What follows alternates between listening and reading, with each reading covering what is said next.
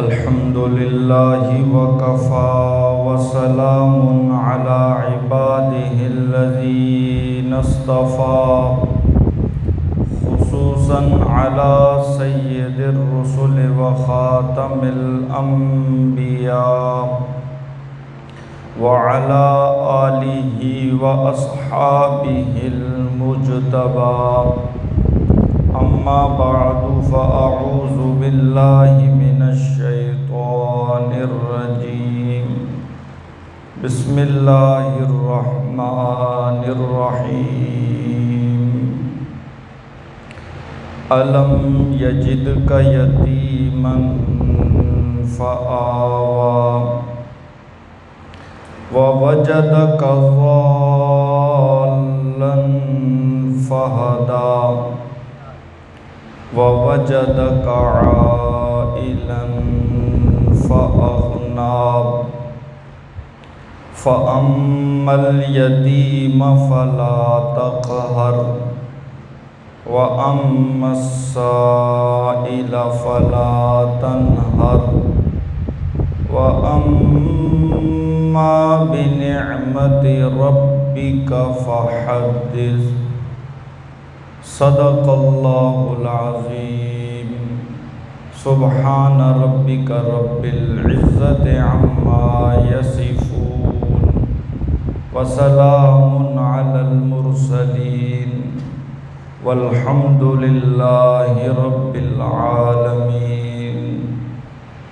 اللہم صلی علی محمد وعلی آل محمد كما صليت على إبراهيم وعلى آل إبراهيم إنك حميد مجيد. اللهم بارك على محمد وعلى آل محمد كما باركت على إبراهيم وعلى آل إبراهيم إنك حميد مجيد. قابل صد احترام سامعین ذی اعظام، خالق ارض و سما، مالک روز جزا، رب کبریا اللہ جل شانہ کا بے حد احسان ہوا کہ جس ذات عالی نے ہمیں اپنے بابرکت گھر میں بابرکت دین کی نسبت سے جمع ہونے کی توفیق نصیب فرمائی. اللہ تبارک و تعالی ہم سب کو جمعۃ المبارک کی جتنی فضیلتیں ہیں اور مسجد میں حاضر رہنے کی جتنی فضیلتیں ہیں اور دین کی بات سننے سنانے کی جتنی فضیلتیں ہیں، اللہ تعالیٰ ان تمام فضیلتوں سے ہم سب کو مالا مال فرمائے. اللہ تبارک و تعالی محض اپنے فضل و کرم سے آج کی ہماری اس حاضری کو قبول فرما کر دنیا میں ہدایت کا اور آخرت میں نجات کا ذریعہ بنائے. محترم سامعین ذی اعظام، ربیع الاول کے مہینے کی آمد ہے. اسلامی سال کے لحاظ سے ربیع الاول یہ تیسرا مہینہ ہے. ربیع الاول امت مسلمہ کے لیے اس لیے اہم ہے کہ اس مہینے میں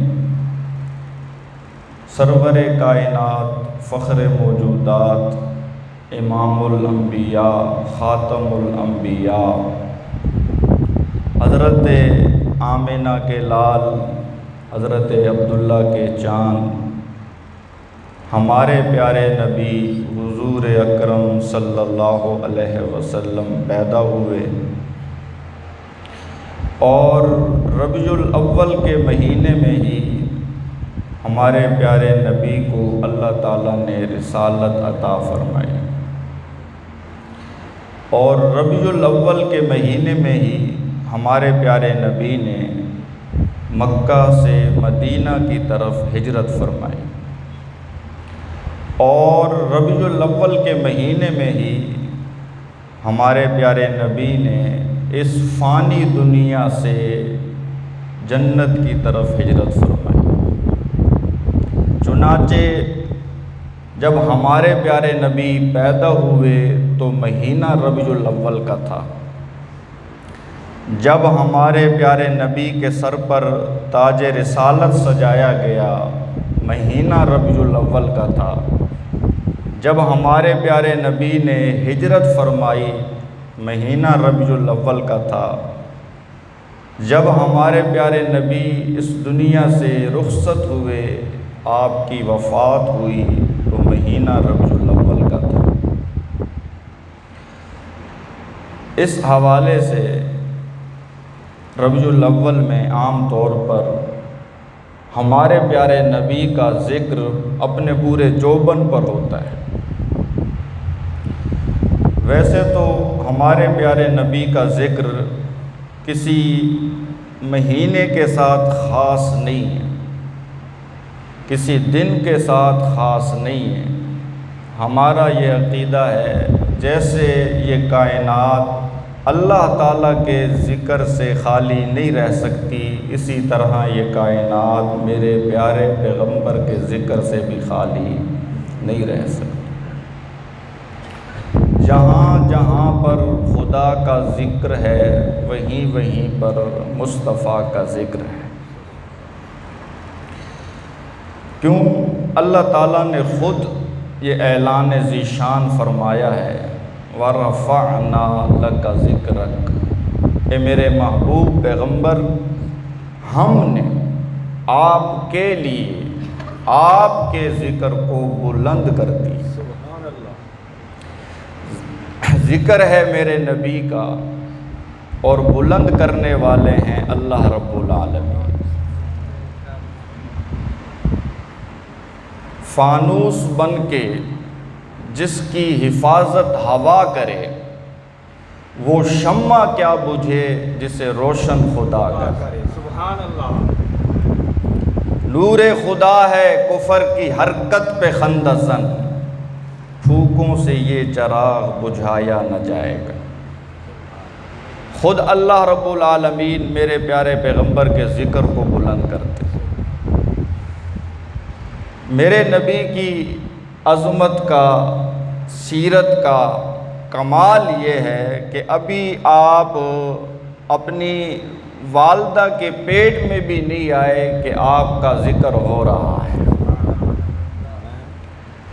چنانچہ موحد اعظم خلیل اللہ سیدنا حضرت ابراہیم علیہ السلام، جو بانی کعبہ ہیں، معمار کعبہ ہیں، بیت اللہ کی تعمیر فرما رہے ہیں۔ بیت اللہ کی تعمیر مکمل ہو گئی۔ اب اللہ تعالیٰ کے حضور حضرت ابراہیم علیہ السلام دامن پھیلاتے ہیں، مولا جو میرے ذمہ تھا میں نے وہ کام کر لیا، اب میں آپ سے ایک انعام چاہتا ہوں، اب میں آپ سے ایک قیمتی چیز مانگنا چاہتا ہوں، اور وہ انعام اور وہ قیمتی چیز آپ کے خزانے میں ایک ہی ہے اور دوسرا کوئی نہیں۔ چنانچہ مقام بیت اللہ ہے اور دعا مانگنے والے خلیل اللہ ہیں، اور دعا پر آمین کہنے والے ذبیح اللہ ہیں، دعا کو قبول کرنے والے اللہ ہیں۔ دعا قبول ہو گئی، تشریف لانے والے محمد الرسول اللہ۔ ربنا وابعث فیہم رسولا، اے ہمارے پالنہار۔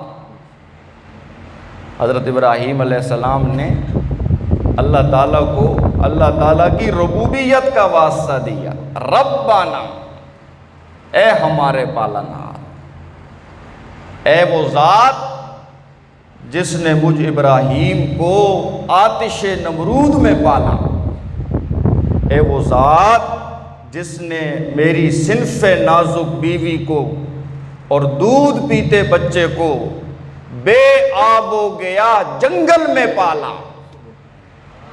ربنا، اے ہمارے پالنہار، وابعث فیہم رسولا، بھیج ان میں رسولاً، عام رسول نہیں، عظیم الشان رسول۔ رسولاً کے اوپر تنوین ہے، اور یہ تنوین تعظیم کے لیے، رسول تو پہلے بھی بہت آئے۔ حضرت موسیٰ علیہ السلام بھی آئے جو کلیم اللہ تھے،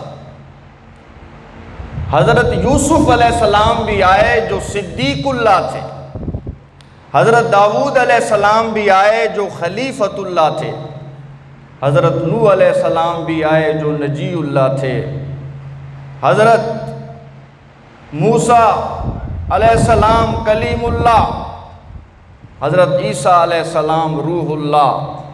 اے میرے پیغمبر، رسول تو بڑے بڑے آئے، لیکن اب آپ ایسا عظیم الشان رسول بھیجیے جس کے بعد کسی اور رسول کو بھیجنے کی ضرورت نہ پڑے، آفتاب رسالت بنا کر بھیجیے۔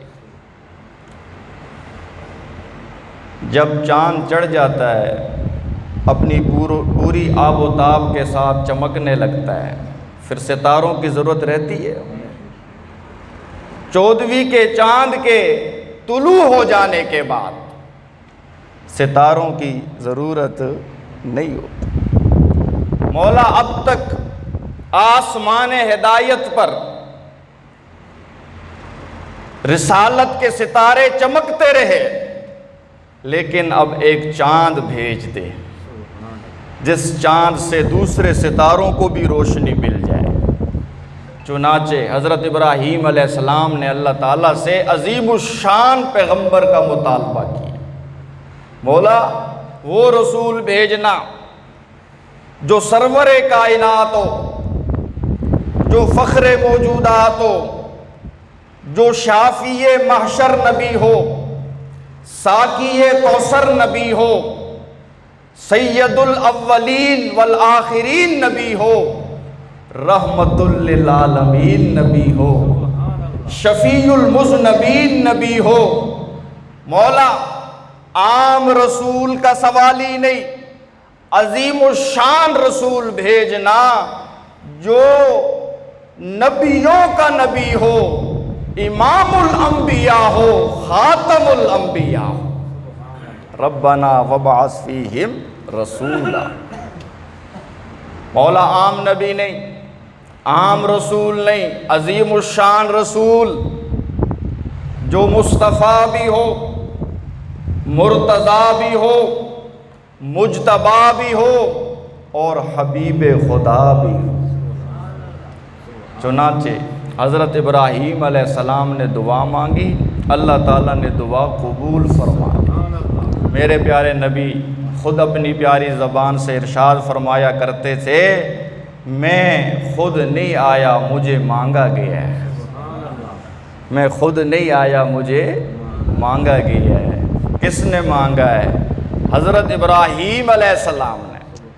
میں دعائے ابراہیم ہوں۔ آپ کیا فرماتے تھے؟ میں دعائے ابراہیم ہوں۔ نبی کا ذکر ہو اور صحابہ کا ذکر نہ ہو، بات ججتی نہیں ہے، بات پوری نہیں ہوتی۔ میرے پیارے پیغمبر دعائے ابراہیم ہیں، اور حضرت عمر فاروق رضی اللہ تعالی عنہ دعائے محمد ہے۔ ایک دعائے خلیل ہے اور دوسرا دعائے حبیب ہے۔ خلیل وہ ہوتا ہے جس سے سب کچھ لیا جائے، عربی زبان میں خلیل اس دوست کو کہا جاتا ہے جس سے سب کچھ لیا جائے، اور حبیب اس دوست کو کہا جاتا ہے جس کو سب کچھ دیا جائے۔ حضرت ابراہیم علیہ السلام خلیل ہیں اور میرے پیارے پیغمبر حبیب ہیں۔ سبحان اللہ۔ اللہ نے میرے نبی کو جتنا دیا اتنا کسی کو نہیں دیا۔ آپ نے فرمایا میں دعائے خلیل ہوں، اور حضرت عمر دعائے حبیب ہیں۔ حضرت ابراہیم علیہ السلام نے دعا کی، دعا قبول ہو گئی، میرے نبی تشریف لے آئے، اور میرے پیارے نبی نے دعا کی، دعا قبول ہو گئی، حضرت عمر تشریف لے آئے۔ تو ایک دعائے خلیل ہے اور ایک دعائے حبیب ہے۔ محترم دوستو، بزرگوں، ہمارے پیارے نبی ابھی والدہ کے پیٹ میں نہیں ہے، ابھی آپ کا میلاد نہیں ہوا، پیدائش نہیں ہوئی، آپ کا ذکر ہو رہا ہے۔ حضرت ابراہیم علیہ السلام کی دعاؤں میں اور حضرت عیسیٰ علیہ السلام کی بشارتوں میں حضرت عیسیٰ علیہ السلام خوشخبری سنا رہے ہیں، وَمُبَشِّرًا بِرَسُولٍ يَأْتِي، او لوگو میں تمہیں اپنے بعد آنے والے رسول کی خوشخبری سناتا ہوں۔ میرے بعد ایک عظیم الشان رسول آئے گا، اور جس کا نام احمد ہوگا۔ جس کا نام کیا ہوگا جی؟ احمد ہوگا۔ سبحان اللہ۔ میرے نبی کے دو نام ہیں ذاتی، ایک نام ہے نام محمد صلی اللہ اور دوسرا نام ہے نام احمد۔ یہ دونوں ذاتی نام ہیں میرے نبی کے۔ صفاتی نام تو بہت سارے ہیں، داعی، بشیر، نذیر، رحمت للعالمین، شفیع المذنبین، یہ آپ کے صفاتی نام ہیں۔ ذاتی نام دو ہیں، محمد اور احمد۔ محمد اور سبحان اللہ، کیا خوب نام محمد ہے اے مومنو، جس پہ نکتہ بھی رب کو گوارا نہیں۔ جو نبی کی محبت سے منہ موڑ لے، دونوں عالم میں اس کا گزارا نہیں۔ جب ہم پیار سے اپنے نبی کا نام لیتے ہیں محمد، تو ہمارے جو ہونٹ ہیں وہ آپس میں ایک دوسرے کو بوسہ دیتے ہیں۔ یہ نام بوسہ دینے کے قابل ہے، یہ نام بوسہ دینے کے قابل ہے۔ چنانچہ حضرت عیسیٰ علیہ السلام میرے پیارے نبی کے آنے کی بشارت دے رہے ہیں، میرے بعد ایک نبی آئے گا جس کا نام احمد ہوگا۔ ستمبر کا مہینہ ہے، اور 7 ستمبر کو سن 1971 میں قادیانیوں کو کافر قرار دیا گیا۔ تمام جماعتوں نے اتفاق رائے سے، قومی اسمبلی نے، سیاسی جماعتوں نے قادیانیوں کو کافر قرار دیا۔ یہ احمدی کافر ہیں، جو اپنے آپ کو احمدی کہتے ہیں، یہ کیا ہیں جی؟ کافر۔ تحریک چلی، سن 53 میں تحریک چلی، بڑی قربانیاں پیش کی گئی۔ لاہور کے مار روڈ پر ہزاروں لاشیں گری، شمع ختم نبوت کے پروانوں نے اپنی جانوں کے نذرانے دیے۔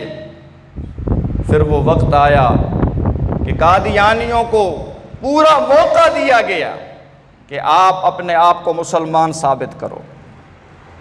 مرزا غلام احمد قادیانی ملعون کو نبی ماننے کے بعد اپنے آپ کو مسلمان ثابت کرو، لیکن وہ اپنے آپ کو مسلمان ثابت کرنے کے لیے ضروری ہے اسلام کے سارے عقیدوں کو وہ مانے۔ اب ایک بندہ ہے توحید کو بھی مانتا ہے، رسالت کو بھی مانتا ہے، ختم نبوت کو بھی مانتا ہے، قیامت کو نہیں مانتا، کیا وہ مسلمان ہے؟ سارے عقیدوں کو مانے گا تو وہ مسلمان۔ ایسے ہی جو اپنے آپ کو احمدی کہتے ہیں، مرزئی کہتے ہیں، باوجود اس کے کہ یہ نماز کو بھی مانتے ہیں، روزے کو بھی مانتے ہیں، حج کو بھی مانتے ہیں، زکوٰۃ کو بھی مانتے ہیں، ہماری طرح عبادت کرتے ہیں، قیامت کو بھی یہ مانتے ہیں، توحید کو بھی یہ مانتے ہیں، لیکن ختم نبوت کو یہ مرزا غلام احمد قادیانی کو یہ نبی مانتے ہیں۔ آپ کے بعد مرزا غلام احمد قادیانی کو نبی ماننے کا مطلب ختم نبوت کا انکار ہے۔ لہٰذا ختم نبوت کا عقیدہ وہ عقیدہ ہے جو چڑھتے سورج کی طرح واضح ہے۔ قرآن کریم کی 100 سے زائد آیات، 200 سے زیادہ احادیث ختم نبوت کے عقیدے کو ثابت کرتی ہیں۔ انا خاتم النبیین لا نبی بعدی، فرما گئے یہ ہادی لا نبی بعدی، میرے پیغمبر خود فرما گئے کہ میرے بعد کوئی نبی، اور آپ نے فرمایا میرے بعد 30 بڑے جھوٹے کھڑے ہوں گے، انہو سیکون من امتی 30 کذابون دجالون یزعمون انہم کلہم نبیون لا نبی بعدی، 30 بڑے جھوٹے آئیں گے جو یہ دعویٰ کریں گے کہ ہم نبی ہیں، سن لو میں آخری نبی ہوں، میرے بعد کوئی نبی۔ اور آپ کا یہ فرمان لو کان بعدی نبی لکان عمر، کہ اگر میرے بعد نبوت کا سلسلہ جاری ہوتا تو عمر کا سر اس قابل تھا کہ اس پر نبوت کا تاج سجایا جاتا۔ جب حضرت عمر نبی نہیں ہیں میرے نبی کے بعد، تو اور کوئی نبی بھی نہیں ہو سکتا۔ امام اعظم ابو حنیفہ رحمۃ اللہ علیہ، ہم حنفی ہیں، مسائل میں ہم امام اعظم ابو حنیفہ کی تقلید کرتے ہیں، ان مسائل میں جن میں قرآن و حدیث واضح نہیں ہیں۔ مطلب ہے 2 طرح کی حدیثیں ہیں، مثلا ایک قسم حدیثوں کی وہ ہے کہ جی آمین اونچا کہو، دوسری قسم وہ ہے کہ جی آمین آہستہ کہو۔ اب ہمیں کیا کرنا ہے، اونچی آواز سے آمین کہنی ہے یا آہستہ کہنی ہے؟ تو اب ہم نے حدیثوں کو آپس میں تطبیق دینی ہے، جوڑ پیدا کرنا ہے، تو اس کے لیے تقلید کی ضرورت ہے، کسی بڑے کی بات ماننے کی ضرورت ہے، تو ہم امام ابو حنیفہ کی مان کر آہستہ آمین کہتے ہیں۔ تو یہ ہے تقلید، مسائل میں تقلید ہے، عقائد میں تقلید نہیں ہوتی۔ عقیدہ جو قرآن و سنت کا ہے اس میں تقلید کی ضرورت، توحید میں، رسالت میں، قیامت میں، ختم نبوت میں تقلید کی ضرورت، حلال حرام میں تقلید کی ضرورت۔ جو مسائل قرآن و سنت سے واضح ہیں، منصوصہ مسائل ہیں، وہاں تقلید کی ضرورت، کسی امام کے پیچھے چلنے کی ضرورت۔ تقلید وہاں کی جاتی ہے جہاں مسئلہ واضح نہ ہو، عام آدمی کے لیے الجھن پیدا ہو گئی ہو کہ کون سی حدیث کو لوں اور کون سی حدیث کو چھوڑوں۔ اس لیے امام اعظم کی ہم تقلید کرتے ہیں۔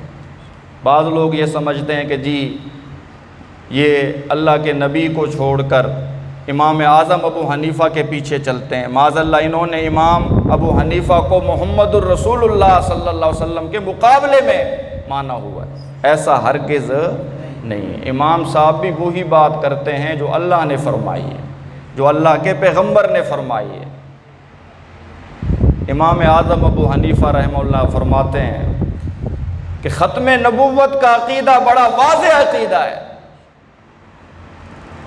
عقیدہ ختم نبوت کے واضح ہو جانے کے بعد اگر کوئی نبوت کے جھوٹے دعوے دار سے دلیل مانگے، مثلا کسی شخص کے سامنے کوئی نبوت کا دعویٰ کرے اور اس سے وہ کہے کہ جی اپنے نبی ہونے کی دلیل پیش کر، امام اعظم ابو حنیفہ فرماتے ہیں نبوت کا دعویٰ کرنے والا بعد میں کافر ہوگا اور اس مدعی سے دلیل مانگنے والا پہلے کافر ہوگا۔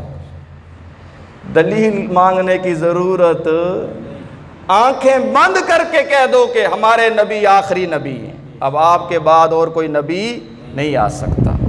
بہرحال ختم نبوت یہ ہمارے ایمان کا حصہ ہے، ختم نبوت یہ ہمارے آئین کا حصہ ہے۔ ہماری قومی اسمبلی نے اتفاق رائے سے قادیانیوں کو کافر قرار دیا۔ تو یہ جو قادیانی ہیں یہ مرزا غلام احمد کو نبی مانتے ہیں، حالانکہ وہ اسکولوں میں مار کھاتا رہا، اسکولوں میں مرغا بنتا رہا، ٹیچروں سے ڈنڈے کھاتا رہا، اور جب بڑا ہو گیا تو اس نے نبوت کا دعویٰ کر دیا۔ جو اسکولوں میں پڑھے، ٹیچروں سے ڈنڈے کھائے، وہ نبی نہیں ہو سکتا۔ نبی وہ ہوتا ہے جس کا دنیا میں کوئی استاذ نہ ہو، جس کا استاذ صرف عرش والا ہو۔ نبی کی عصمت کے خلاف ہے کہ اس کا کوئی اور استاد ہو۔ مرزا غلام احمد قادیانی نے کتابیں لکھی ہیں، اس نے کیا لکھی ہیں جی؟ کتابیں لکھی۔ جو کتابیں لکھے وہ نبی نہیں ہوتا۔ سچے نبی کتابیں لکھا نہیں کرتے بلکہ ان پر کتابیں اترا کرتی ہیں۔ سچے نبی پر کتابیں اترا کرتی ہیں۔ تو یہ جو آیت ہے جس میں حضرت عیسیٰ علیہ السلام نے یہ خوشخبری دی کہ میرے بعد ایک نبی آئے گا جس کا نام احمد ہوگا، تو قادیانی قرآن کریم کی اس آیت میں تحریف کرتے ہیں اور کہتے ہیں کہ حضرت عیسیٰ علیہ السلام نے جس نبی کے آنے کی بشارت دی تھی اور بتایا تھا کہ اس کا نام احمد ہوگا، وہ قادیان کا غلام احمد ہی تو ہے۔ اور مرزا نے بھی یہ دعویٰ کیا کہ قرآن میں میرا ذکر آیا ہے، میری رسالت کا ذکر آیا ہے، میرا نام آیا ہے۔ حضرت عیسیٰ علیہ السلام یہ فرما کے گئے کہ میرے بعد ایک نبی آئے گا، اس کا نام کیا ہوگا؟ احمد ہوگا۔ قرآن میں آتا ہے۔ جس دور میں یہ کانا تھا اس دور میں اللہ نے ختم نبوت کے مجاہد بھی پیدا کیے۔ ہر فرعون کے لیے موسیٰ ضرور ہوتا ہے، یہ قدرت کا نظام۔ تو اس دور میں امیر شریعت سید عطا اللہ شاہ بخاری رحمت اللہ علیہ، جن کی خطابت کا طوطی بولتا تھا، نماز عشاء کے بعد تقریر شروع کرتے تھے، صبح کی اذان ہو جاتی تھی، تقریر سے اٹھتا کوئی نہیں تھا، اتنا جادو تھا ان کے بیان۔ تو کسی نے امیر شریعت کو بتایا کہ جی غضب ہو گیا، مرزا غلام احمد قادیانی کہتا ہے کہ قرآن میں میری رسالت کا ذکر آیا اور میرا نام لے کر اللہ نے فرمایا کہ حضرت عیسیٰ علیہ السلام خوشخبری سناؤ، میرے بعد ایک نبی آئے گا جس کا نام احمد ہوگا، تو میں احمد ہوں۔ تو امیر شریعت سید عطا اللہ شاہ بخاری رحمہ اللہ نے جواب دیا کہ قرآن میں تو صرف احمد آیا ہے اور تو غلام احمد ہے، تیرا نام کیا ہے جی؟ غلام احمد۔ قرآن میں تو صرف احمد آیا ہے، غلام کا ذکر۔ کہنے لگا مرزا کہ اصل تو میرا نام احمد ہی ہے، غلام انجے نال لگ گیا۔ امیر شریعت کو یہ خبر پہنچی، امیر شریعت جلسے میں آئے اور فرمانے لگے، او لوگوں سن لو، یہ مرزا لانتی جھوٹ بولتا ہے، یہ کہتا ہے کہ جی اصل میں میرا نام احمد ہے، غلام انجے لگ گیا، میں اللہ۔ امیر شریعت فرمانے لگے میرا نام اللہ، میں یہ کہتا ہوں میں نے اس بے ایمان کو نبی نہیں بنایا، میں اللہ، میں نے اس بے ایمان کو۔ امیر شریعت نے فرمایا اصل تو ہوں میں اللہ، اطاعت انجے لگ گیا، اطاعت، اس کو کہتے ہیں الزامی جواب، جیسا منہ ویسی چپیڑ۔ تو یہ بڑے بے ایمان ہیں، قرآن پاک میں تحریفیں کرتے ہیں، معاذ اللہ۔ کہاں وہ میرے نبی اور کہاں یہ کانا دجال؟ کوئی جوڑ ہے؟ مناسبت ہے؟ میرے پیغمبر وہ ہیں کہ جن کے پسینے میں سے خوشبو آئے، جس گلی سے گزر جائیں وہ گلی خوشبو سے مہک جائے، اور میرے نبی جس راستے سے گزر جائیں رب اس راستے کو جنت کا ٹکڑا بنا دے۔ میرے نبی جہاں دفن ہوئے آپ کی قبر بنی، اللہ تعالیٰ نے اس حصے کو ریاض الجنہ بنا دیا۔ اور ایک یہ بے ایمان ہے، کہاں مرا؟ ٹٹی خانے میں۔ مرزا کہاں مرا؟ لیٹرین میں مرا، اور کہتا ہے جی میں نبی ہوں۔ اس نے بڑے بڑے دعوے کیے کہ کسی نے کہا کہ جی آپ نبی ہو تو کون سا فرشتہ ہے جو آپ پر وحی لے کے آتا؟ تو اس نے اپنی کتاب میں لکھا تو فرشتے کا نام ہے ٹیچی ٹیچی، نام ہے ٹیچی ٹیچی، جو مجھ پر وحی لے کے آتا ہے۔ جھوٹ سنو جی، کس زبان میں وحی آتی ہے؟ کہتا ہے انگریزی زبان۔ انگریزوں کا ایجنٹ ہے نا، انگریزوں کا خود کاشتہ پودا ہے۔ آج بھی قادیانیوں اور مرزائیوں کی پشت پر انگریزوں کا ہاتھ، یہ انہی کے پالے ہوئے، یہ انہی کے کرائے کے ٹٹو ہیں۔ تو کہتا ہے جی انگریزی میں وحی آئی اور اللہ تعالیٰ نے مجھے کہا آئی لو یو۔ کیا کہا جی؟ آئی لو یو۔ یہ نبی ہے، اسے کوئی انسان ماننے کے لیے تیار نہیں ہے، اور یہ کہتا ہے جی میں نبی ہوں۔ مرزے پہ لعنت، بول لو، چپ کا روزہ توڑ دو۔ مرزائیوں پہ لعنت، قادیانیوں پہ لعنت، احمدیوں پہ لعنت، تاجدار ختم نبوت زندہ باد، تاجدار ختم نبوت زندہ باد۔ یہ نعرہ لگایا کرو، ضرورت ہے اس کی۔ آج ہمارا ملک کیوں نہیں سنور رہا؟ آج ہماری پالیسیاں کیوں نہیں بن رہی؟ آج قومی رائے کو کیوں تسلیم نہیں کیا جا رہا؟ باوجود اس کے کہ ہم کہتے ہیں جی ہم جمہوری ہیں، جمہوری نظام ہے، لیکن جمہور کی بات کو نہیں لیا جاتا، جمہور کی بات کو۔ یہ جو بل پاس ہوا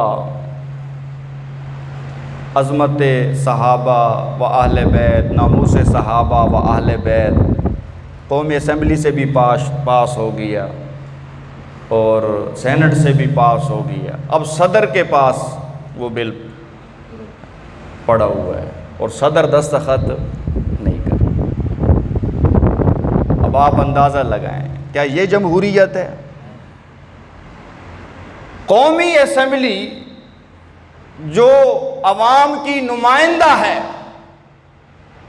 سینٹ جو قانون ساز ادارہ ہے،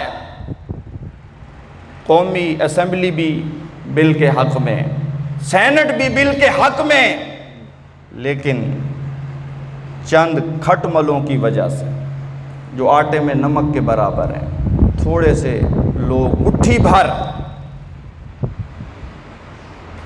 جن کے اندر دم نہیں ہے، اعلان کیا تھا کہ جی ہم یکم ربیع الاول کو اسلام آباد آئیں گے۔ آؤ نا پترو، آتے کیوں نہیں؟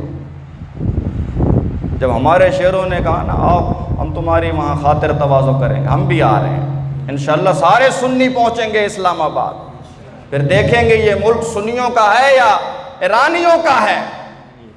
ہم الحمدللہ اس ملک کے آئین کے بھی محافظ ہیں اور اس ملک کے مذہب کے بھی محافظ۔ وہ تھوڑے ہیں لیکن کیا ہے، آج ان کی بات کو پانی دیا جا رہا ہے۔ تو کیا یہ جمہوریت ہے؟ اکثریت کے ساتھ زیادتی نہیں ہے؟ تو ہمارا یہ مطالبہ ہے کہ بل کو صدر منظور کرے اور قانون کا حصہ بنائے۔ اگر بل منظور ہو جاتا ہے، قانون کا حصہ بن جاتا ہے، اس کے بعد اگر کوئی شرارت ہوتی ہے، صحابہ کی، اہل بیت کی شان میں گستاخی ہوتی ہے، تو قانون اپنا راستہ خود لے گا، اسے قانون کے حوالے کیا جائے گا۔ کیا یہ غلط بات ہے؟ اگر کوئی مجرم ہے اسے قانون کے حوالے کیا جائے، یہ صحیح ہے یا لوگ خود سڑکوں پہ عدالتیں لگائیں؟ ایک قانون بن گیا ہے، وہ قانون امن کے لیے ہے، وہ قانون معاشرے سے فرقہ واریت کو ختم کرنے کے لیے ہے۔ قانون کیا ہے کہ جی صحابہ کرام کی شان میں گستاخی نہ کی جائے، اہل بیت کی شان میں گستاخی۔ یہ مطالبہ غلط ہے۔ ہم میں سے کوئی بھی غیرت مند اپنے بزرگوں کی گستاخی برداشت نہیں کرتا، اپنے ماں باپ کی گستاخی برداشت۔ وہ جو ہمارے محسن ہیں، جن کے ذریعے کلمہ ہم تک پہنچا، جن کے ذریعے قرآن ہم تک پہنچا، جن کے ذریعے توحید ہم تک پہنچی، ختم نبوت ہم تک پہنچی، جن کے ذریعے ایمان ہم تک پہنچا، نبی کی سیرت ہم تک پہنچی، اہل بیت کی سیرت ہم تک پہنچی، کیا وہ ہستیاں لاوارث ہیں؟ ان کی شان میں جو مرضی بکتا رہے؟ تم صحابہ کو رضی اللہ نہیں کہتے، نہ کہو، تمہارے کہنے سے کچھ نہیں ہوتا۔ صحابہ کو رضی اللہ میرے رب نے کہا ہے۔ تم صحابہ کو مومن نہیں مانتے، نہ مانو، صحابہ کو مومن میرے رب نے کہا ہے۔ تم صحابہ کو جنتی نہیں مانتے، نہ مانو، قرآن آج بھی دعائیاں دے رہا ہے، وہ کلم وعد اللہ الحسنى، میرے نبی کا ایک ایک صحابی جنتی ہے۔ شان صحابہ، شان صحابہ، شان محمد مصطفیٰ، نعرہ تکبیر۔ ان کا کہنا یہ ہے کہ اگر یہ بل قانون کا حصہ بن جاتا ہے تو یہ ہماری مذہبی آزادی کو چھیننے کے برابر ہے، یہ ہمارے ساتھ امتیازی سلوک ہے، ہمیں مجبور کیا جا رہا ہے کہ ہم حضرت ابو بکر رضی اللہ تعالیٰ عنہ کو مسلمان مانیں، ہمیں مجبور کیا جا رہا ہے کہ ہم حضرت عمر رضی اللہ تعالیٰ عنہ کو مسلمان مانیں، حضرت امیر معاویہ کو مسلمان مانیں۔ او باؤ، او عقل کے اندھو، ہم تمہیں یہ نہیں کہہ رہے کہ حضرت ابو بکر کو خلیفہ بلا فصل مانو، حضرت عمر کو عادل مانو، حضرت عثمان کو با حیا مانو، او بے حیاؤ، ہم تمہیں نہیں کہہ رہے۔ اماں عائشہ کو اپنی ماں مانو، ہم تمہیں نہیں کہہ رہے۔ اماں عائشہ مومنوں کی ماں ہے، ام المومنین ہے، وہ مومنوں کی ماں، تم نہ مانو۔ لیکن گستاخی ہم نہیں کرنے دیں گے، گستاخی ہم، ناموس صحابہ کا بل نہیں تھا، تب بھی صحابہ کی ناموس پر پہرا دینے والے موجود تھے، عظمت صحابہ کا ڈنکا بجانے والے موجود تھے، صحابہ کے غلاموں کو، صحابہ کے پروانوں کو، صحابہ کے دیوانوں کو، صحابہ کے جانثاروں کو، صحابہ کے وفاداروں کو، صحابہ کے حقداروں کو کسی بل اور قانون کی ضرورت نہیں ہے۔ کل بھی صحابہ کا دفاع جان دے کر کیا تھا، آج بھی صحابہ کا دفاع اپنی جان دے کر کریں گے۔ ہم عظمت اصحاب کی خاطر جان نچھاور کر دیں گے، گر وقت نے ہم سے خون مانگا، وقت کا دامن بھر دیں گے۔ نعرہ تکبیر، شان محمد مصطفیٰ، شان صحابہ، شان صحابہ، نعرہ تکبیر۔ پاکستان بن رہا تھا، تحریک چلی، ایک طرف تھے گاندھی، دوسری طرف تھے قائد اعظم۔ گاندھی نے قائد اعظم سے کہا الگ خطے کا مطالبہ ہے، الگ ملک بنانا چاہتے ہو، الگ ملک مل گیا تو اس ملک کو کس قانون کے تحت چلاؤ؟ کوئی قانون بھی ہے تمہارے پاس؟ تو اس وقت مسٹر جناح قائد اعظم رحمت اللہ علیہ نے فرمایا تھا، او ہندوؤں، آئین اور قانون کی فکر تو تمہیں ہونی چاہیے، ہمیں آئین اور قانون کی فکر کرنے کی کوئی ضرورت نہیں۔ ہمارا پیغمبر ہمیں 1400 سال پہلے قرآن کی شکل میں قانون دے کر گیا۔ جن کے پاس قرآن ہو انہیں کسی انسانی قانون کی ضرورت، کسی اسمبلی اور سینٹ کے قانون کی ضرورت نہیں۔ صحابہ کی عدالت پر، صداقت پر قرآن گواہ ہے، قرآن آئینی شکل میں موجود ہے، قانونی دستاویز ہمارے پاس موجود ہے۔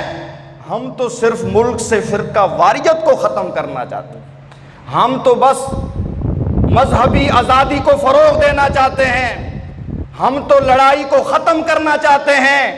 اس لیے ہم یہ کہتے ہیں کہ اہل و سنت بھی آئین اور قانون کے دائرے میں رہیں، اور اہل و تشیع بھی آئین اور قانون کے، جب آئین اور قانون کے دائرے سے نکلیں گے تو ملک میں فساد مچے گا نہیں۔ ہم اس فساد کو ختم کرنا چاہتے ہیں۔ ہمارا مطالبہ حکومت وقت سے، ارباب اختیار سے کہ صدر صاحب آپ نے چلے جانا ہے، ویسے بھی آپ کی آئینی مدت پوری ہو چکی ہے، آپ عبوری صدر ہیں، آپ کے کھاتے میں کوئی ایسا بڑا کمال دکھائی نہیں دیتا۔ بھٹو کو لوگوں نے زانی کہا، شرابی کہا، کیا کچھ نہیں کہا بھٹو کو، لیکن بھٹو ایک کام ایسا کر گیا کہ آج بھی دنیا بھٹو کو سلام پیش کرتی ہے۔ ذوالفقار علی بھٹو نے قانون ختم نبوت پر دستخط کیے۔ آج ہم کہتے ہیں صدر عارف علوی صاحب، آپ بھی ناموس صحابہ اور اہل بیت کے بل پر دستخط کر کے قانون بنائیں، انشاءاللہ یہ قوم ہمیشہ آپ کو یاد رکھے گی، یہ قوم ہمیشہ آپ کو سلام پیش کرے گی۔ لیکن اگر آپ نے اس بل کو دبائے رکھا اور اس بل کو مسترد کیا تو یہ اکثریت کے حق پہ ڈاکہ ہے، یہ جمہوریت کے حق پہ ڈاکہ ہے، یہ وفاق کے حق پہ ڈاکہ ہے، اور یہ ہمیں منظور نہیں ہے۔ عرض یہ کر رہا ہوں، ناموس صحابہ، ناموس اہل بیت یہ ہمارے ایمان کا حصہ ہے، اس لیے کہ صحابہ کی ناموس ہے تو میرے پیغمبر کی ناموس ہے، صحابہ کی پاکیزگی ہے تو میرے نبی کی پاکیزگی ہے۔ اگر صحابہ کا کردار مشکوک ہو گیا تو پھر میرے نبی کے کردار پر سوال اٹھے گا نہیں اٹھے گا؟ صحابہ شاگرد کس کے ہیں؟ مرید کس کے ہیں؟ مقتدی کس کے ہیں؟ محترم دوستو، قادیانی غیر مسلم ہیں، قادیانی دار اسلام سے خارج ہیں۔ ہمارا آئین اور قانون یہ کہتا ہے قادیانی اپنے مذہب پر اسلام کا لیبل نہیں لگا سکتے، اپنی عبادت گاہ کو مسجد نہیں کہہ سکتے، مسلمانوں کے کلمہ کو استعمال نہیں کر سکتے، لہٰذا ہم نے ہوشیار رہنا ہے۔ ملک بن گیا لیکن ہمارا ملک آگے نہیں بڑھ رہا، اس کی بڑی وجہ کیا ہے؟ جب ہمارا ملک بنا، ہمارے ملک کا پہلا جو وزیر خارجہ تھا وہ قادیانی تھا۔ وہ کیا تھا جی؟ قادیانی۔ بڑی بڑی پوسٹوں پر، بڑے بڑے عہدوں پر جب یہ اسلام دشمن لوگ بیٹھے ہوں گے تو کیا یہ سود کا خاتمہ کریں گے؟ معیشت کی فکر کریں گے؟ ان کی ہمدردیاں برطانیہ میں، ان کے مذہبی پیشوا کہاں بیٹھے ہیں؟ وہاں سے جو ان کو گائیڈ لائن ملے گی انہوں نے اس پر چلنا ہے۔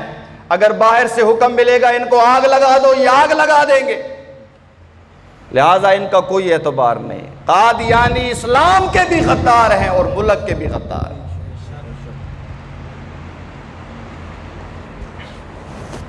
کنویں میں کتا گر کے مر جائے اور ہم ڈول نکالتے رہیں، پانی نکالتے رہیں، مرے ہوئے کتے کو نہ نکالیں، کنواں پاک ہو جائے گا؟ جب تک مرے ہوئے کتے کو نہیں نکالا جائے گا کنویں کا پانی پاک۔ جب تک اس ملک کے مقتدر عہدوں پر قادیانی لابی کا اثر رہے گا یہ ملک ترقی نہیں کر سکتا۔ اس لیے اگر ملک سے وفا کرنی ہے، روزے والے پیغمبر سے وفا کرنی ہے، پھر قادیانیوں سے کسی قسم کی نرمی نہیں کرنی۔ ایک کام ہے حکومت وقت کا اور ایک کام ہے عام شہری کا، میرا اور آپ کا۔ قادیانیوں سے لین دین حرام ہے، قادیانی مصنوعات کا استعمال حرام ہے، قادیانیوں سے دوستیاں، قادیانیوں سے رشتہ داریاں، قادیانیوں کے ہاں نوکریاں، یہ اسلام دشمنی ہے۔ یہ کیا ہے جی؟ اسلام دشمنی ہے۔ لہٰذا میرے بھائیوں، اپنے ایمان کی حفاظت کرو، اسلام کے سچے سپاہی بنو، اسلام کے سارے عقیدوں کو مانو، اسلامی ساری شخصیات کا احترام کرو، پھر انشاءاللہ امید ہے اللہ تعالیٰ ضرور رحمت والا معاملہ فرمائے۔ ہمارے پیارے نبی حضور اکرم صلی اللہ علیہ وسلم ابھی دنیا میں نہیں آئے، والدہ کے پیٹ میں بھی نہیں آئے، آپ کا ذکر ہو رہا ہے۔ حضرت ابراہیم علیہ السلام کی دعاؤں میں، حضرت عیسیٰ علیہ السلام کی بشارتوں میں، تورات کے صفحوں میں، انجیل کے ورقوں میں میرے نبی کا ذکر ہو رہا ہے۔ کیوں نہ ہو؟ وَرَفَعْنَا لَكَ ذِكْرَكَ، اے میرے محبوب پیغمبر، ہم نے آپ کے لیے آپ کے ذکر کو بلند کر دیا ہے۔ چنانچہ ہم یہ دیکھتے ہیں کلمے میں جہاں اللہ کا ذکر ہے وہیں پر میرے پیغمبر کا ذکر ہے، آذان میں جہاں اللہ کا ذکر ہے وہیں پر میرے پیغمبر کا ذکر ہے، تکبیر میں جہاں اللہ کا ذکر ہے وہیں پر میرے پیغمبر کا ذکر ہے، نماز میں جہاں اللہ کا ذکر ہے وہیں پر میرے پیغمبر کا ذکر ہے، نکاح میں جہاں اللہ کا ذکر ہے وہیں پر میرے پیغمبر کا ذکر ہے، قبر کے سوالوں میں جہاں اللہ کا ذکر ہے وہیں پر میرے پیغمبر کا ذکر ہے۔ ہمارا یہ عقیدہ ہے آسمان کی بلندیوں میں جہاں اللہ کا ذکر ہے وہیں پر میرے پیغمبر کا ذکر ہے، جہاں جہاں پر میرے رب کی خدائی کے جلوے ہیں وہاں وہاں پر میرے نبی کی محبوبیت کے کرشمے ہیں۔ اللہ رب العالمین ہے، میرے نبی رحمت للعالمین ہیں، اللہ غفور الرحیم ہے، میرے پیارے نبی رؤوف الرحیم ہیں۔ لا یمکن الثناء کما کان حقہ بعد از خدا بزرگ توئی، قصہ مختصر، ہم اپنے نبی کی شان کو بڑھاتے سارے جہان سے ہیں اور گھٹاتے صرف رحمان سے ہیں۔ وَرَفَعْنَا لَكَ ذِكْرَكَ، اے میرے پیغمبر ہم نے آپ کے لیے آپ کے ذکر کو، جب آپ اپنی والدہ کے پیٹ میں آئے، سبحان اللہ، والدہ کا بیان ہے، خواب دیکھا، ایک نور چمکا، اس نور کے ذریعے مشرق و مغرب، شمال و جنوب منور ہو گئے۔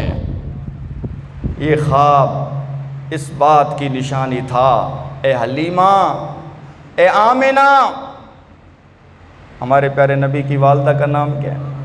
آمنہ، امن والی، سبحان اللہ، جس دائی نے دودھ پلایا حلیمہ حلم والی، جو امن کی گود میں پلا ہو، جس نے حلم کا دودھ پیا ہو، وہ نبی کبھی بھی دہشت گردی کی تعلیم نہیں دے سکتا۔ اسلام دہشت گرد مذہب نہیں ہے، اسلام انتہا پسند مذہب نہیں ہے۔ آج دہشت گردی کو مذہب سے جوڑا جاتا ہے، مولوی اور مدرسے سے جوڑا جاتا ہے، لیکن میرے بھائیوں، ہمارے ملک میں آپ دیکھیں، جیسے جو سیکورٹی ادارے ہیں وہ قربانیاں دے رہے ہیں، ہر روز ہمارے فوجی جوان، پولیس جوان شہید ہوتے ہیں، تو ادھر علماء کی بھی ایک لائن لگی ہوئی۔ کتنے علماء ہیں جنہوں نے جانیں دی ہیں؟ حافظ حمداللہ، ان پر حملہ کیا گیا، ابھی بھی زخمی ہیں وہ، ایک عالم دین ہے، حافظ قرآن ہے، وہ پاکستان کی بات کرتا ہے، وہ مذہب کی بات کرتا ہے، دشمنوں کو نہیں بھاتا۔ کراچی میں اہل حدیث مکتبہ فکر کے ایک عالم کو ورزش کرتے ہوئے شہید کر دیا گیا۔ آج علماء اپنی جان ہتھیلی پر رکھ کر اپنی ڈیوٹی دے رہے ہیں۔ خدا را علماء کی قدر کرو، خدا را علماء کی عزت کرو، علماء سے سیکھو، علماء کو اپنا بڑا مانو، علماء سے پوچھ کر اپنے دنیا کے اور اپنی آخرت کے فیصلے کرو۔ علماء انبیاء کے وارث ہیں، لہٰذا علماء کی قدر کرنی چاہیے یا نہیں کرنی چاہیے؟ علماء، اللہ تعالیٰ ان کی قربانیوں کو اپنی بارگاہ میں قبول فرمائے۔ ہمارے پیارے نبی ابھی والدہ کے پیٹ میں نور چمکا، اے آمنہ، اے حلیمہ، اے آمنہ، آپ کے پیٹ میں کوئی معمولی بچہ نہیں ہے، یہ وہ بچہ ہے جو دونوں جہاں کا سردار ہے۔ میرے نبی جب پیدا ہوئے آپ نے آنکھیں کھولی، آپ کا جنم لینا تھا، آنکھیں کھولنا تھا کہ وہ شیاطین جو آسمانوں کی طرف چڑھا کرتے تھے، جیسے ہی وہ آسمان کی جانب پڑھنے لگے فرشتوں نے انہیں انگارے مارے، شیاطین کا آسمانوں کی طرف داخلہ بند ہو گیا۔ یہ اظہار تھا اس بات کا کہ اب رحمان والا آ گیا ہے، آسمان میں بھی اب رحمان والے کے چرچے ہوں گے اور زمین میں بھی رحمان والے کے چرچے۔ میرے نبی نے آنکھیں کھولی، فارس کا آتش کدہ جو ہزاروں سال سے روشن تھا وہ بجھ گیا۔ یہ اشارہ تھا کہ اب وہ پیغمبر آ گیا ہے جس نے یہ اعلان کرنا ہے، لوگوں آگ کی پوجا نہ کرو، آگ کو پیدا کرنے والے رب کی پوجا کرو۔ میرے نبی کی پیدائش سے انقلاب آیا، آپ کے چرچے ہونے لگے، آپ کا ذکر ہونے لگا۔ جو عورت بھی آئی، جس نے بھی آپ کو دیکھا، جہاں سے بھی دیکھا، جتنی بار بھی دیکھا، آپ کی تعریفیں ہی کی۔ جب میرے نبی پیدا ہوئے خبر دی گئی آپ کے دادا عبد المطلب کو کہ آپ کا پوتا ہوا ہے، عبد المطلب کی خوشی کی انتہا نہ رہی۔ عورتیں آئی اور کہنے لگی، عبد المطلب آپ کو پتہ بھی ہے یا سید القریش، عبداللہ کے گھر میں جو چاند چڑھا ہے اس جیسا نورانی چہرے والا بچہ آپ نے کبھی نہیں دیکھا ہوگا۔ عبد المطلب نے جب میرے نبی کے حسن کے جلوے دیکھے فرمانے لگے، میں نے تو کیا، دنیا کے کسی انسان نے بھی میرے پوتے سے زیادہ حسین و جمیل بچہ نہیں دیکھا۔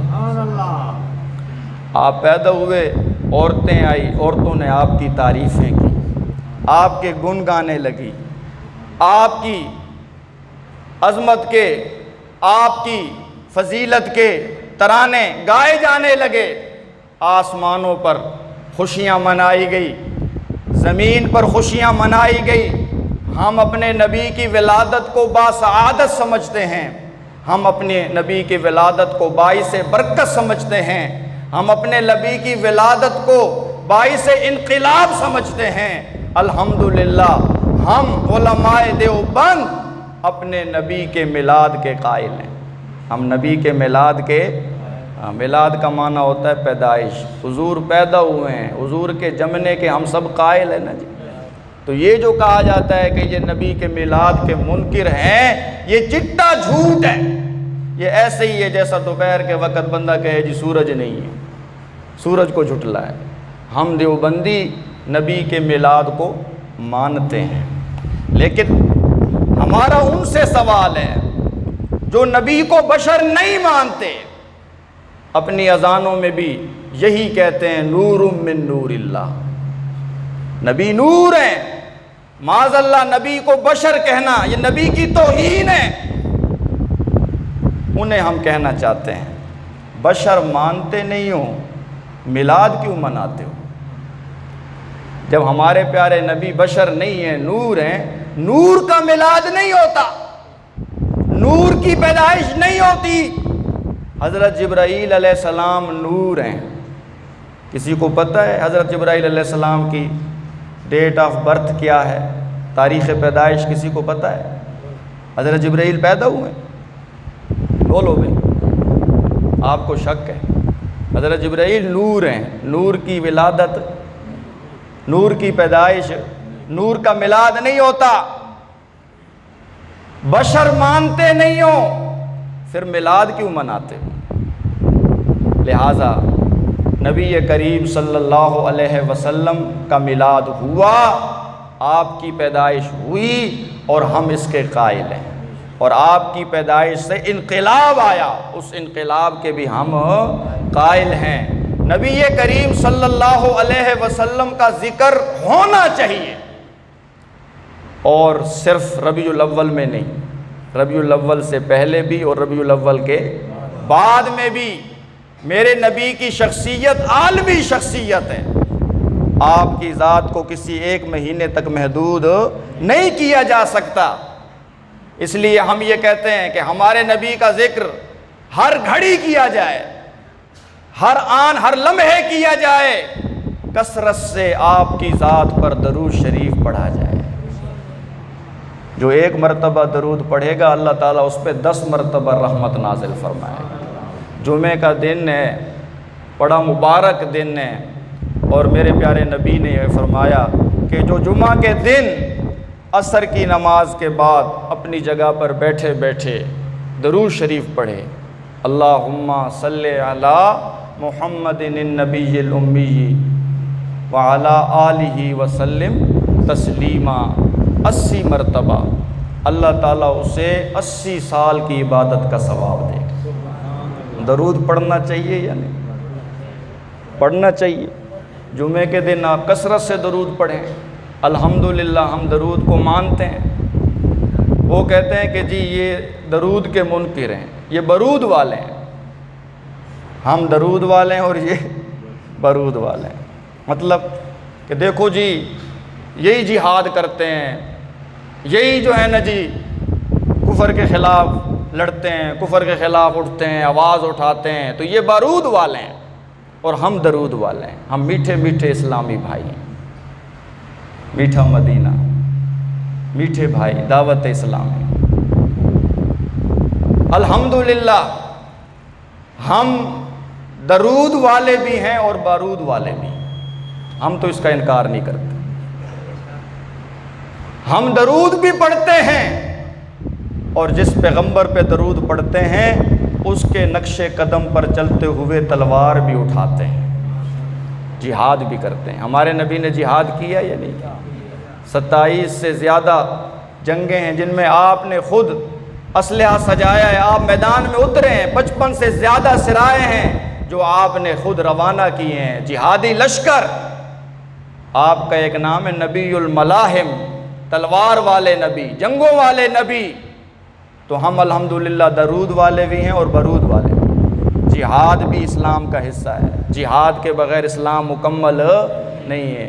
اور ہمارے لوگوں میں بھی یہ خرابی پیدا ہو گئی ہے کہ جی جہاد سے ان کو پتہ نہیں کیوں چڑ ہے، جہاد کا ذکر ہو تو ان کا رنگ اڑ جاتا ہے۔ بہت سے لوگ تو آگے سے یہ بھی کہتے ہیں جی ابھی مکی دور ہے، ابھی مدنی دور شروع، ابھی مکی دور ہے، میٹھی میٹھی باتیں کرو، جوڑ والی باتیں کرو۔ جی مکی دور چل رہا ہے، مدنی دور پتہ نہیں کب آئے گا، مکی دور چل رہا ہے۔ اور بھئی میرے نبی نے تبلیغ بھی کی ہے اور میرے نبی نے جہاد بھی کی ہے۔ اور میرے نبی کی تبلیغ کا طریقہ کیا تھا؟ تلوار ہاتھ میں، میدان میں، جہاد میدان کے جہاد میدان جہاد میں، اور آپ اگلے کو یہ فرماتے کہ کلمہ پڑھ لو تو بچ جاؤ گے، اور اگر کلمہ نہیں پڑھتے تو پھر یہ تلوار فیصلہ کرے گی۔ تبلیغ اور جہاد دونوں ایک ساتھ ہونے چاہیے، یہ نہیں ہے تبلیغ الگ چلتی رہے اور جہاد الگ چلتا رہے۔ تبلیغ اور جہاد لازم ملزوم ہے، تبلیغ اور جہاد ایک ساتھ ہیں۔ آج بھی آپ حدیث کی کتابیں اٹھائیں نا، جہاں پر میرے نبی کے غزووں کا ذکر ملتا ہے تو وہاں میں باب الدعوت کا ذکر بھی ملتا ہے کہ صحابہ نے جو دعوت دی ہے میدان جہاد میں دی ہے، دشمن کے سامنے تلوار لہرا کے دی ہے۔ تو اس لیے یہ شیطانی پروپیگنڈا ہے جی ابھی مکی دور ہے۔ یہ کہاں کو قرآن میں آیا ہے مکی دور ہے؟ پھر قرآن کی مدنی صورتوں کو ہم چھوڑ دیں؟ قرآن میں مکی صورتیں بھی ہیں اور مدنی بھی ہیں۔ پورے قرآن پر عمل کرنا چاہیے، آدھے قرآن پہ عمل کرنا چاہیے۔ میرے نبی کی زندگی کا مکی دور بھی ہے، مدنی دور بھی ہے، دونوں دوروں پہ عمل کرنا چاہیے، ایک دور پہ عمل کرنا چاہیے۔ لَقَدْ كَانَ لَكُمْ فِي رَسُولِ اللَّهِ أُسْوَةٌ حَسَنَةٌ، لوگو اللہ کے رسول کی زندگی میں تمہارے لیے بہترین نمونہ موجود ہے۔ تو ہمارے نبی مکہ میں بھی رسول تھے اور مدینہ میں بھی۔ جو آپ نے مکہ میں کیا وہ بھی دین، اور جو آپ نے مدینہ میں کیا وہ بھی دین۔ میرے اور آپ کے لیے یہ لازم ہے کہ حضور کی مکی زندگی پر بھی ہم ایمان لائیں اور مدنی زندگی پر بھی ایمان لائیں اور تبلیغ بھی کرتے رہیں اور جہاد بھی کرتے رہیں۔ اللہ تعالیٰ عمل کی توفیق نصیب۔